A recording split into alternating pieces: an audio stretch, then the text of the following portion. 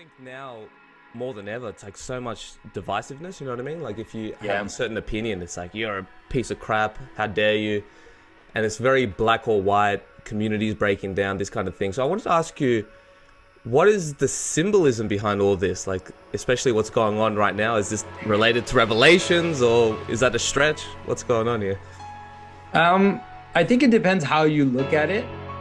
I think that it's not a stretch if you understand the book of Revelation as a series of patterns, you could say, a series of social patterns that kind of manifest themselves. And the idea of Revelation is that it's the final version, let's say the most complete version of this pattern.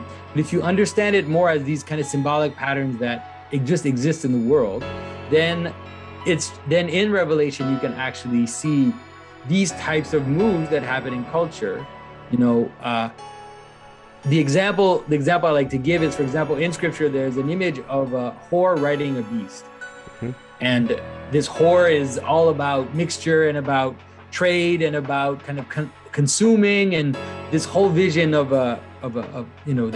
that's what a whore is, right? It's just about pleasure, and it's just about consuming. And it's all about mixture and lack of identity and all these things. And then it's sitting on a beast, which is interesting. And this beast is actually an image of control, of civilization, because the beast is an amalgamation of all the ancient empires. In scripture, there's these beasts that represent different empires. So you see like this amalgamation of empire with the whore on it. And then in scripture, it says that the beast kills the whore. And there's this whole sense that the beast sets up an image of itself, and that this image brings about a kind of state of control, and the idea of marking with an identity.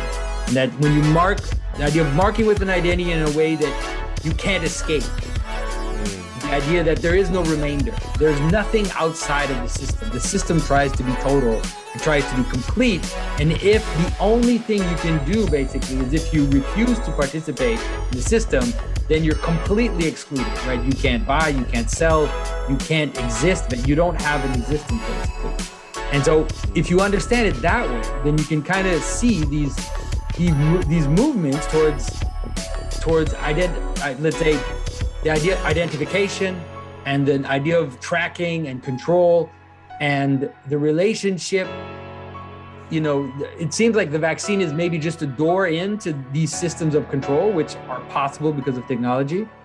And as we see this kind of coming through, then we see exactly what we see, similar things to what we see in scripture, which is that right now, I was just watching a video of some minister in Nigeria saying that if you're not vaccinated and you can't show proof of vaccination, you won't be able to go to a bank, you won't be able to go to church.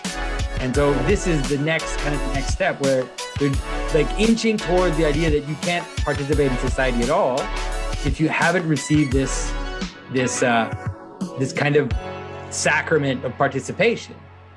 At the same time as they're telling us that the sacrament of participation isn't as good as you thought, and you're going to have to keep getting it every 3-4 months for the rest of your life. Like, I don't know, like it's all very vague, but so it does kind of bring about, we don't have to freak out necessarily and think like this is it, but it does, the story in scripture can help you understand these patterns. After too much freedom, you could say something is too chaotic and goes too much in that direction, then after that, a system of control comes and tries to clamp it down.